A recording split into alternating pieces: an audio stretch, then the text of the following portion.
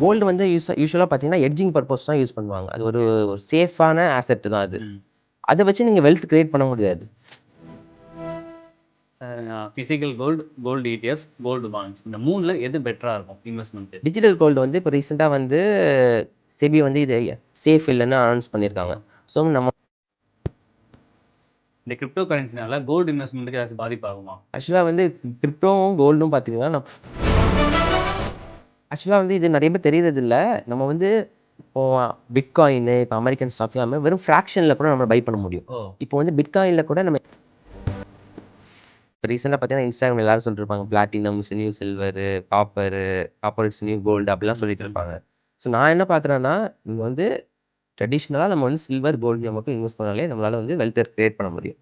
இப்போ எப்பவுமே ஒரு வியூவர்ஸ் அனைவருக்கும் வணக்கம். இன்னைக்கு நம்ம கூட பேச போகிற கெஸ்ட் யாருன்னு பார்த்தீங்கன்னா doctor and certified financial advisor mister Azhagu Vimalesh தான். வணக்கம் சார். வணக்கம். எப்படி சார் இருக்கீங்க? நல்லா இருக்கேன். எப்படி இருக்கீங்க? சூப்பராக இருக்கேன் சார். சார் இன்னைக்கு எதை பற்றி பேச போகிறோம்னா கோல்டு இன்வெஸ்ட்மெண்ட். அதாவது 2026 கோல்டில் இன்வெஸ்ட் பண்ணுறது, அதாவது ஃபிசிக்கலாகவும் சரி, டிஜிட்டலாகவும் சரி, இல்லை ஸ்டாக்லேயும் சரி, இது வந்து கோல்டில் இன்வெஸ்ட் பண்ணுறது கரெக்டான வேயாக இருக்குமா? ஆக்சுவலாக வந்து கோல்டோட ரேலி வந்து லாஸ்ட் 2 to 3 இயர்ஸாக வந்து செமையாக இருந்துச்சு. ஓகே. ஆனால் இப்போ 2026 வந்து நீங்கள் வந்து ஒரு 300 கிராம்ஸ் உங்கள்கிட்ட கோல்டு இல்லைன்னா நீங்கள் வந்து தாராளமாக இன்வெஸ்ட் பண்ணலாம். ஒன்ஸ் நீங்கள் அந்த லெவல் ரீச் பண்ணிட்டீங்கன்னா இன்வெஸ்ட் பண்ணாமல் இருக்கிறது பெட்டர். ஏன்? கோல்டு வந்து யூஸ்வலாக பார்த்தீங்கன்னா எட்ஜிங் பர்பஸ் தான் யூஸ் பண்ணுவாங்க. அது ஒரு சேஃபான ஆசெட் தான் அது. அதை வச்சு நீங்கள் வெல்த் கிரியேட் பண்ண முடியாது. நீங்கள் வெல்த் கிரியேட் பண்ணால் நீங்கள் வந்து ஸ்டாக் மார்க்கெட்டில் மூலியமாக தான் வெல்த் கிரியேட் பண்ண முடியும். நீங்கள் இப்போ சப்போஸ் வந்து இப்போ இன்ஃப்ளேஷன் அதிகமாகுது, நம்மளோட ருப்பியோட வேல்யூ கம்மியாகுது. ஸோ அந்த மாதிரி டைமில் வந்து நம்மளுக்கு ஒரு சேஃபாக இருக்கிறதுக்கு மட்டும் தான் கோல்டு. சரிங்களா? ஸோ எல்லாருமே வந்து அட்லீஸ்ட் ஒரு 300 to 400 கிராம்ஸாவது கோல்டு சேர்க்கணும் கண்டிப்பாக. Okay sir. ஸ்டாக் மார்க்கெட்டில் வந்து போர்ட்ஃபோலியோவில் கோல்டுக்கு வந்து எவ்வளோ அலோகேட் பண்ணலாம்? நான் யூஸ்வலாக வந்து 20% மேலே அலோகேட் பண்ணக்கூடாது. இது மேஜர் அமௌண்ட்னு பார்த்தீங்கன்னா நம்ம வந்து ஸ்டாக்கில் தான் இன்வெஸ்ட் பண்ணணும். ஒரு 20% மட்டும் நம்ம கோல்டில் இன்வெஸ்ட் பண்ணிக்கலாம். Sir physical gold, gold ETF, gold bonds இந்த 3ல எது பெட்டராக இருக்கும் இன்வெஸ்ட்மெண்ட்டுக்கு? ஃபிசிக்கல் கோல்டு பண்ணுறதா இருந்தீங்கன்னா நம்ம கோல்டு காயின் வாங்குறது பெஸ்ட்டு. சரிங்களா? ஏன்னா வந்து இப்போ நார்மல் கோல்டு வாங்குறீங்க நீங்கள், அதில் வந்து பார்த்தீங்கன்னா மேக்கிங் சார்ஜஸ்ஸு இது எல்லாமே வேஸ்டேஜ் எல்லாமே அதிகமாக இருக்கும். ஸோ அதுவும் பார்த்தீங்கன்னா இப்போ செல் பண்ண போகிறீங்க, செல் பண்ண போகிறப்பம் கூட அதே மாதிரி சார்ஜஸ் போடுவாங்க. அதில் இருக்க ஸ்டோன்ஸ் எல்லாத்தையும் வந்து ரிமூவ் பண்ணிடுவாங்க. ஸோ வந்து அது வந்து நம்மளுக்கு வந்து ஒரு இன்வெஸ்ட்மெண்ட்டாக வராது, அது ஒரு ஆர்னமெண்ட்ஸாக தான் வரும் நீங்கள் ஃபிசிக்கல் கோல்டாக வாங்குறீங்கன்னா. அதே இது வந்து நீங்கள் வந்து கோல்டு காயினாக வாங்கும்போது அது வந்து இன்வெஸ்ட்மெண்ட்டாக வேஸ்டேஜ் எதுவுமே மோஸ்ட்லி இருக்காது. ஸோ வந்து கோல்டு காயினாக வாங்குறது பெஸ்ட்டு. அதாவது ஃபிசிக்கல் கோல்டில் இன்வெஸ்ட்மெண்ட் பண்ணணும்னா கோல்டு காயினாக வாங்க. Gold coin best. டிஜிட்டலாக பண்ணுறதா இருந்தீங்கன்னா டிஜிட்டல் கோல்டு வந்து இப்போ ரீசெண்டாக வந்து செபி வந்து இது சேஃப் இல்லைன்னு அனௌன்ஸ் பண்ணியிருக்காங்க. ஸோ நம்ம வந்து டிஜிட்டலாக இன்வெஸ்ட் பண்ணுறதா இருந்தால் நம்ம வந்து டிமேட் அக்கௌண்ட் மூலியமாக கோல்டு பீஸு, கோல்டு இடிஎஃப் அப்படின்னு நம்ம இன்வெஸ்ட் பண்ணலாம். நம்ம கோல்டு பாண்ட்ஸ், கோல்டு பாண்ட்ஸ் வந்து இப்போ கவர்மெண்ட் வந்து ரீசெண்டாக வந்து அவங்க கவர்மெண்ட் இதிலே நம்ம இன்வெஸ்ட் பண்ணுறது வந்து நான் அட்வைஸ் பண்ண மாட்டேன். ஏன்னா வந்து அவங்க வந்து பாலிசி வந்து அந்த இதை மாற்றிட்டே இருப்பாங்க. அவங்க சவரின் கோல்டு பாண்டில் வந்து ரீசெண்டாக நிறைய சேஞ்சஸ் கொடுத்தாங்க. ஸோ வந்து நீங்கள் பாண்டில் இன்வெஸ்ட் பண்ணுறதை விட நீங்கள் டேரெக்டாக பீஸில் இன்வெஸ்ட் பண்ணாலே பெட்டராக இருக்கும் உங்களுக்கு. ஸோ இன்ஃப்ளேஷனும் கோல்டு இன்வெஸ்ட்மெண்ட்டும் நீங்கள் எப்படி பார்க்குறீங்க? இப்போ இன்ஃப்ளேஷன்னா மெயினாக எல்லாத்துக்குமே ரீசன் இப்போ வந்து வார் வந்தனால தான் இப்போ வந்து இன்ஃப்ளேஷன் வந்து அதிகமாகிடுச்சு. ஸோ இன்ஃப்ளேஷன் அதிகமாச்சுன்னா இன்ட்ரெஸ்ட் ரேட் வந்து கட் பண்ண மாட்டாங்க மெயினாக, அது ஒரு மெயின் ரீசன். இன்ட்ரெஸ்ட் ரேட்டை வச்சு தான் கோல்டோட ப்ரைஸே டிசைட் ஆகுது. ஏன்னா இன்ட்ரெஸ்ட் ரேட் வந்து இப்போ அதிகமாக இருந்துச்சு வச்சுக்கோங்க. இப்போ எல்லோரும் என்ன பண்ணுவாங்கன்னா அமெரிக்கன் பாண்ட் இருக்குது பார்த்தீங்களா, பாண்ட்லேயே வந்து அவங்களுக்கு வந்து நிறைய இன்ட்ரெஸ்ட் கிடைக்கும். ஸோ வந்து கோல்டில் ஏன் இன்வெஸ்ட் பண்ணுறதுக்கு பதிலாக அமெரிக்கன் பாண்ட்லேயே இன்வெஸ்ட் பண்ணிடுவாங்க, அவங்களுக்கு ஒரு சேஃபான ரிட்டர்ன்ஸாக. அதனால தான் பார்த்தீங்கன்னா கோல்டு ப்ரைஸ் வந்து கம்மியாகிட்டே வருது. ஏன்னா வந்து இப்போ வார்னால அமெரிக்காவில் இன்ஃப்ளேஷன் அதிகமாகிடுச்சு, இன்ட்ரெஸ்ட் ரேட் கட் பண்ணவே இல்லை. ஸோ வந்து கோல்டு ப்ரைஸ் ஃபால் ஆகிட்டே இருக்குது. ஸோ எப்போ வந்து இன்ஃப்ளேஷன் கம்மியாகுது, வார்லாம் முடிஞ்சதுக்கப்புறம் மறுபடியும் வந்து இன்ட்ரெஸ்ட் ரேட்டை கட் பண்ணுவாங்க, அந்த டைம் வந்து கோல்டு வந்து இன்க்ரீஸ் ஆகும் ப்ரைஸ். ஓகே. நெக்ஸ்ட் 5 இயர்ஸுக்கு கோல்டோட க்ரோத்து, கோல்டோட இன்வெஸ்ட்மெண்ட்டை நீங்கள் எப்படி பார்க்குறீங்க? இப்போது நான் என்ன பிலீவ் பண்ணுவேன்னா நம்ம ஒரு எதுலையாவது இன்வெஸ்ட் பண்ணணும்னா அதில் நம்மளுக்கு ஒரு எட்ஜ் இருக்கணும்.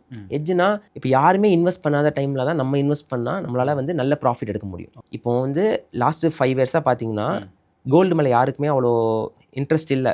எப்போதுமே பண்ணுறவங்க பண்ணிட்டு தான் இருந்தாங்க. திடீர்னு வந்து இப்போ 150% ரிட்டர்ன்ஸ் கொடுத்துருச்சு. இப்போ எல்லாரோட பார்வை என்ன இருக்குன்னா கோல்டு தான் இருக்குது. இப்போ ஹை ப்ரைஸ்லேயும் கோல்டு வாங்கிட்டே இருக்காங்க. ஸோ எல்லோரும் வாங்கும்போது நம்ம இன்வெஸ்ட் பண்ணால் நம்ம வந்து அந்தளவுக்கு ப்ராஃபிட் பார்க்க முடியாது. அதுக்கு நான் ப்ராஃபிட்டே வராதுன்னு சொல்லலை.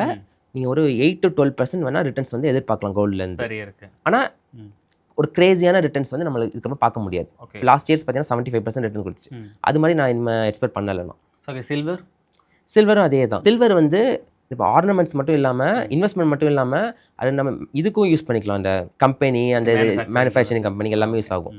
ஸோ சில்வரும் இதுக்கு முன்னாடி கொடுத்த அளவுக்கு ரிட்டர்ன்ஸ் கொடுக்காது, பட் வந்து டீசெண்டாக பெர்ஃபார்ம் பண்ணும். கோல்டு சில்வர்னு பார்த்தீங்கன்னா நெக்ஸ்ட் 5 இயர்ஸ்க்கு ஒரு டீசெண்டான ஒரு 8 to 12% ரிட்டர்ன்ஸ் வேணால் எக்ஸ்பெக்ட் பண்ணலாம் நம்ம. ஸோ ரிஸ்க் இல்லாமல் ஒரு கிராஜுவலாக வந்து கிராஜுவல் சில்வர் அண்ட் கோல்டில் வந்து ஃபிசிக்கலாகவும் இன்வெஸ்ட் பண்ணலாம், ஸ்டாக்லையும் இன்வெஸ்ட் பண்ணலாம். ஓகே, இப்போ கிரிப்டோ கரன்சி வந்து நிறைய பேர் இன்வெஸ்ட் பண்ண ஆரம்பிச்சிட்டாங்க. இந்த கிரிப்டோ கரன்சினால கோல்டு இன்வெஸ்ட்மெண்ட்டுக்கு ஏதாச்சும் பாதிப்பாகுமா? ஆக்சுவலாக வந்து கிரிப்டோவும் கோல்டும் பார்த்தீங்கன்னா நம்ம வந்து கரன்சிக்கு வந்து அல்டர்னேட்டிவாக தான் யூஸ் பண்ணுறோம். ஏன்னா இப்போ கரன்சி ஏதாவது ஃபால் ஆச்சு, இன்ஃப்ளேஷன் வந்துச்சுன்னா நம்மளுக்கு ஒரு சேஃப்டி நெட்டாக தான் வந்து கோல்டும் பார்க்குறோம், கிரிப்டோ கரன்சியும். ஆனால் என்னென்னா இதில் கோல்டு வந்து வாலட்டிலிட்டி வந்து கொஞ்சம் கம்மியாக இருக்கும். ஆனால் கிரிப்டோ கரன்சி பார்த்தீங்கன்னா வாலட்டிலிட்டி ரொம்ப அதிகமாக இருக்கும். 40% ஃபால் ஆகும், 60% மேலே ஏறும். ஆனால் ஃபியூச்சர்னு பார்த்தீங்கன்னா நான் வந்து கிரிப்டோ தான் ரொம்ப பிலீவ் பண்ணுறேன். இப்போ எந்த கண்ட்ரி வந்து கிரிப்டோவில் அதிகமாக இன்வெஸ்ட் பண்ணுறாங்கன்னு பார்த்தீங்கன்னா இந்தியா தான் நம்பர் 1ல இருக்காங்க. 119 மில்லியன் வந்து கிரிப்டோ யூசர்ஸ் வந்து இந்தியாவில் இருக்காங்க. ஸோ பார்த்தீங்கன்னா அது இந்தியாவில் வந்து லீகலே கிடையாது. ஆக்சுவலாக கிரிப்டோ இந்தியாவில் எங்கேயுமே லீகல் டீசென்ட்ரலைஸ்டான ஒரு இந்தியாவில் வந்து இன்னும் லீகலே பண்ணல. லீகலே பண்ணாதப்போ கூட இந்தியாவில் தான் அதிக பேர் வந்து கிரிப்டோவில் இன்வெஸ்ட் பண்ணிட்டு இருக்காங்க. ஸோ அப்போ ரிஸ்க் அதிகமாக தானே சார் இருக்குது. நீங்கள் வந்து கிரிப்டோனே பார்த்தீங்கன்னா என்ன எதிர்பார்க்குறாங்கன்னா நிறைய மீம் காயின்ஸ், சின்ன சின்ன காயின்ஸாக இருக்கும். 0.1 பைசாவில் இருக்கும், 1 ரூபி 2 ரூபின்னு இருக்கும். ஸோ கிரிப்டோனாலே என்ன பண்ணுறாங்க, இந்த மாதிரி சின்ன சின்ன காயின்ஸில் இன்வெஸ்ட் பண்ணி அவங்க லாஸ் பண்ணிடுறாங்க. ஸோ கிரிப்டோன்னு வந்துட்டா நீங்கள் பிட்காயின், எத்திரியம் தவிர வேறு எதுலேயும் போகிறது வந்து ரொம்பவே ரிஸ்க். ஸோ மெயினானது பிட்காயின், எத்திரியம் அதில் மட்டும் பண்ணிங்கன்னா ரிஸ்க்கு தான். ஆனால் வந்து அதனால தான் வந்து நான் என்னோட போர்ட்ஃபோலியோ அலாட்மெண்ட்டில் வந்து வெறும் 10% மட்டும் தான் கொடுத்தேன். ஸோ நீங்கள் வந்து 10% ரிஸ்க் எடுக்கிறது வந்து தப்பே கிடையாது ஆக்சுவலாக. ஓகே, இதனால் வந்து கோல்டுக்கு எதுவும் பாதிப்பாகும் இல்லை? கோல்டு வந்து எப்போதுமே வந்து டிமாண்ட் இருக்கக்கூடியது தான். ஸோ கோல்டு வேறு, கிரிப்டோ வேறு. ஆனால் வந்து நான் என்ன சஜஸ்ட் பண்ணுவேன்னா, நீங்கள் கோல்டில் இன்வெஸ்ட் பண்ணுறத விட கிரிப்டோவில் அதிகமாக இன்வெஸ்ட் பண்ணிங்கன்னா ஃபியூச்சரில் வந்து உங்களுக்கு க்ரோத் நல்லாயிருக்கும். இப்போ எல்லாம் கோல்டில் வந்து நம்ம இருக்கிற அமௌண்ட் வச்சு நம்ம கோல்டு இன்வெஸ்ட் பண்ணலாம். நம்மகிட்ட எவ்வளோ அமௌண்ட் இருக்கோ அதை வச்சு கோல்டு இன்வெஸ்ட் பண்ணலாம். அதே மாதிரி கிரிப்டோவில் வந்து இருக்கிற அமௌண்ட் வச்சு இன்வெஸ்ட் பண்ணலாமா? நீங்கள் கிரிப்டோவில் வந்து நீங்கள் பிட்காயினோட வேலை வந்து அரௌண்ட் 50 lakhs மேலே இருக்குது இந்தியன் ருபீஸில். ஸோ 50 lakhs கொடுத்து பிட்காயின்ஸ் வாங்குவாங்கன்னு கேட்டிங்கன்னா கொஞ்சம் டவுட் தான். வெல்த்தியாக இருக்கிறது தான் வாங்குவாங்க, யங்ஸ்டர்ஸ் பெருசாக வாங்க மாட்டாங்க. ஸோ சின்ன சின்ன அமௌண்ட் வச்சு பிட்காயின்ஸில் எத்திரியம் வாங்க முடியுமா? ஆக்சுவலாக வந்து இது நிறைய பேர் தெரியறதில்ல. நம்ம வந்து இப்போது பிட்காயின், இப்போ அமெரிக்கன் ஸ்டாக்ஸ் எல்லாமே வெறும் ஃப்ராக்ஷனில் கூட நம்மளை பை பண்ண முடியும். இப்போ வந்து பிட்காயினில் கூட நம்ம எஸ்ஐபி ஸ்டார்ட் பண்ணலாம், எல்லாமே வந்துருச்சு. இப்போ வெறும் நீங்கள் 500 இருந்தால் போதும். இப்போ எப்படி நம்ம ஸ்டாக் மார்க்கெட்டில் வந்து மியூச்சுவல் ஃபண்டில் வந்து 500ல எஸ்ஐபி ஸ்டார்ட் பண்ணுறோம், அதே மாதிரி பிட்காயினில் வந்து வெறும் 500க்கு எஸ்ஐபியை வந்து நம்ம வந்து இந்தியாவிலேருந்து கூட ஸ்டார்ட் பண்ணலாம் நம்ம. ஸோ அவ்வளோ அமௌண்ட்லாம் நம்மளுக்கு தேவைப்படாது. கோல்டு வர்சஸ் ஸ்டாக், அதாவது லாங் டேர்முக்கு ரெண்டில் வந்து எது பெட்டரா? நான் எப்போதுமே வந்து ஸ்டாக் தான் ப்ரிஃபர் பண்ணுவேன் லாங் டேர்முக்குமே. இப்போ நீங்கள் வந்து ஸ்டாக் மார்க்கெட்டையும் கோல்டையும் கம்பேர் பண்ணிங்கன்னா நிறைய டைம் எது பீட் பண்ணியிருக்குன்னா ஸ்டாக் மார்க்கெட் தான் பீட் பண்ணியிருக்கோம். ஆனால் இப்போ ஆல்மோஸ்ட் வந்து ரிட்டர்ன்ஸ் வந்து சேமாக தான் காமிக்கும். ஏன்னா லாஸ்ட் 5 இயர்ஸ் வந்து கோல்டு வந்து பயங்கர ரிட்டர்ன்ஸ் கொடுத்துருச்சு. ஆனால் வந்து நீங்கள் இண்டிவிஜுவல் ஸ்டாக்காக பார்க்கும்போது இப்போ QPன்னு ஒரு ஸ்டாக்கு இருந்துச்சு, அது பார்த்தீங்கன்னா 6000% ரிட்டர்ன்ஸ் கொடுத்துருச்சுங்களா. இப்போ வெபல் சோலார்னு ஒரு ஸ்டாக் இருந்துச்சு, அது பார்த்தீங்கன்னா 7000% ரிட்டர்ன்ஸ் கொடுத்துருச்சு. ஸோ இந்த மாதிரி ஒரு கிரேஸியான ரிட்டர்ன்ஸ் வந்து நம்ம வந்து ஸ்டாக்கில் மட்டும் தான் எதிர்பார்க்க முடியும், சரிங்களா. இது பார்த்தீங்கன்னா நம்ம வந்து ஆனால் கரெக்டாக நம்ம ஃபண்டமெண்டலாக அனலைஸ் பண்ணிவிட்டு ஒரு பண்ணால் மட்டும்தான் நம்மளால் ரியல் வெல்த்தை ஜென்ரேட் பண்ண முடியும். அந்த ஹை ரிட்டர்ன்ஸ் தர ஸ்டாக் வந்து நீங்கள் எப்படி கண்டுபிடிக்கிறீங்க? ஒரு கம்பெனியில் இன்வெஸ்ட் பண்ண போகிறீங்கன்னா அந்த கம்பெனி என்ன பண்ணுறாங்கன்னு உங்களுக்கு புரியணும். அதுக்கு வந்து ஃபியூச்சரில் க்ரோத் இருக்கா? இப்போ வெபல் சோலார்னு ஒரு அது என்னோட ஃபேவரேட் ஸ்டாக்னு நான் சொல்லுவேன் ஆக்சுவலாக. அண்ட் இது பார்த்திங்கன்னா அவங்க சோலார் செல்ஸ்லாம் அவங்க ப்ரொடியூஸ் பண்ணுறாங்க, சோலார் இதான் பண்ணிட்டு இருந்தாங்க. அவங்க வந்து ஒரு 2 இயர்ஸாக எந்த பிஸ்னஸுமே ஸ்டார்ட் பண்ணலை, வெறும் கம்பெனி மட்டும் தான் மேனுஃபேக்சரிங் பண்ணிட்டு இருந்தாங்க. அந்த இண்டஸ்ட்ரி எக்யூப்மெண்ட்ஸ்லாம் வந்து பில்ட் பண்ணிட்டு இருந்தாங்க. அந்த 2 இயர்ஸ் மட்டும் பார்த்தீங்கன்னா 7000% ரிட்டர்ன் கொடுத்துச்சு அந்த ஸ்டாக்கு, எதுவுமே இல்லாமல். இப்போ அந்த கம்பெனி வந்து ஒர்க் பண்ண ஸ்டார்ட் பண்ணிட்டாங்க. ஸோ வந்து இதுக்கப்புறம் தான் வந்து ஃபாரின் இன்ஸ்டியூஷன் இன்வெஸ்டர்ஸ் இருப்பாங்க பார்த்தீங்களா இல்லையா, அவங்கலாம் வந்து என்டர் ஆகிட்டாங்க அந்த ஸ்டாக்குள்ளே. ஸோ வந்து நம்ம ஒரு ஸ்டாக்கை வந்து முன்னாடியே நம்ம கண்டுபிடிக்கணும், இந்த ஸ்டாக்கு ஃபியூச்சர் க்ரோத் இருக்கா இல்லையா. இப்போ ஈவிக்கு வந்து ஃபியூச்சர் இருக்குன்னு நம்ம எல்லாருக்குமே தெரியும். கொஞ்சம் கொஞ்சமாக ஈவி இது பண்ணிட்டு இருக்காங்க. ஸோ அப்படி எத்தனால் இப்போ கொண்டு வந்திருக்காங்க, 100% எத்தனால் வந்து பண்ணிட்டாங்க. இன்டெரக்டாக பெனிஃபிட் ஆகும்னு பார்த்தீங்கன்னா சுகர் இண்டஸ்ட்ரி.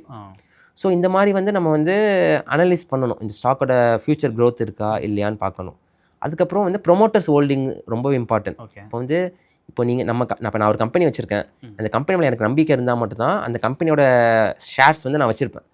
எனக்கே நம்பிக்கை இல்லைன்னா நான் என்ன பண்ணுவேன், ஒவ்வொரு குவார்ட்டரும் வந்து அந்த கம்பெனி வந்து செல் பண்ணிகிட்டே இருப்பேன். ஸோ கம்பெனி ப்ரொமோட்டர் ஹோல்டிங் வந்து ரொம்பவே இம்பார்ட்டன்ட். அதுக்கப்புறம் பார்த்தீங்கன்னா அந்த ஃபினான்ஷியல் பேலன்ஸ் ஷீட்டு இதெல்லாம் அனலைஸ் பண்ணிட்டு தான் நம்ம வந்து மல்டி பேக்கராக இது பண்ண முடியும். ஓகே, நமக்கு வந்து ஒரு கோல்டு ஒரு சில்வர் பற்றி நமக்கு ஐடியா இருக்குது. இந்த பிளாட்டினம் ஒன்று இருக்குது. ஸோ கோல்டுக்கு ஈக்குவலானது பிளாட்டினம்.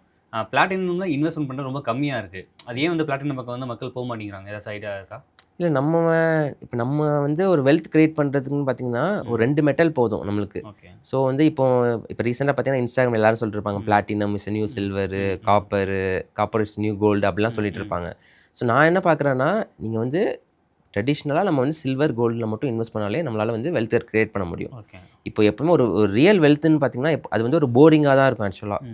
இப்போ நீங்கள் என்னைக்கு வந்து புது புது ஸ்டாக்கில் ஒவ்வொரு மந்த்தும் புது புது ஸ்டாக்கில் இன்வெஸ்ட் பண்ணுறீங்களோ, புதுசாக இன்வெஸ்ட்மெண்ட் தேடி போகிறீங்களோ, உங்களால் வெல்த்தை கிரியேட் பண்ண முடியாது. ஓகே. ரியலாக வெல்த் கிரியேட் பண்ணவங்க எல்லாருமே வந்து ஒரு குறிப்பிட்ட ஒரு 4 to 5 இதை மட்டும் அதில் மட்டும் கன்சிஸ்டன்ட்டாக இன்வெஸ்ட் பண்ணிகிட்டே இருந்தால் மட்டும் தான் உங்களால் வெல்த் கிரியேட் பண்ண முடியும். ஓகே. Okay sir. இந்த வீடியோவில் வந்து வெல்த் கிரியேஷனை பற்றியும் கோல்டு இன்வெஸ்ட்மெண்ட் பற்றியும் கிரிப்டோவை பற்றியும் நிறைய ஷேர் பண்ணீங்க.